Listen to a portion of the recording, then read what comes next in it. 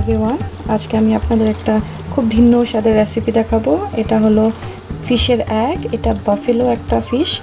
এই ফিশটা খুবই বড় হয়। এটা একটা চাইনিজ স্টোরের লাইভ অ্যাকুরিয়াম থেকে আমি এই ফিশের ডিমটা নিয়ে এসেছি। ফিশটা অনেক বড় ছিল, তো ফিশটাও কিনে এনেছি। তবে এই একটা খুবই বড়। এখানে আমি দুইটা রেসিপি শেয়ার করব আপনাদের জন্য।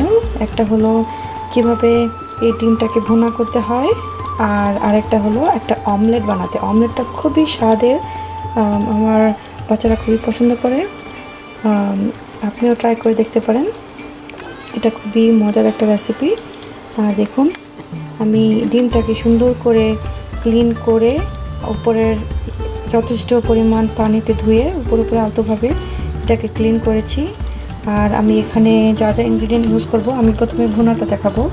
সেজন্য আমি পেঁয়াজ নিয়েছি 1 কাট করে রেখেছি, 4টা কাঁচামরিচ নিয়েছি, আর আমি কিছু এখানে স্প্রিং অনিয়ন স্কেলেন নিব 2 থেকে 3টা। আর আমি কিছু খাড়া মশলা নিয়েছি, যেরকম 2টা এলাচ নিয়েছি, লং নিয়েছি 3টা, আর নিয়েছি তেজপাতা 2টা। আমি গার্নিশের জন্য কিছু সিলান্ট্রো ধনেপাতা নিয়েছি। আর এখানে আমি সিম্পল মশলা ইউজ করেছি। এর জন্য আমি মরিচের গুঁড়া 1 চামচ, ধনের গুঁড়া, আর নিয়েছি আমি জিরার গুঁড়া, সল্ট স্বাদ অনুসারে, আর নিয়েছি আমি হলুদের গুঁড়া।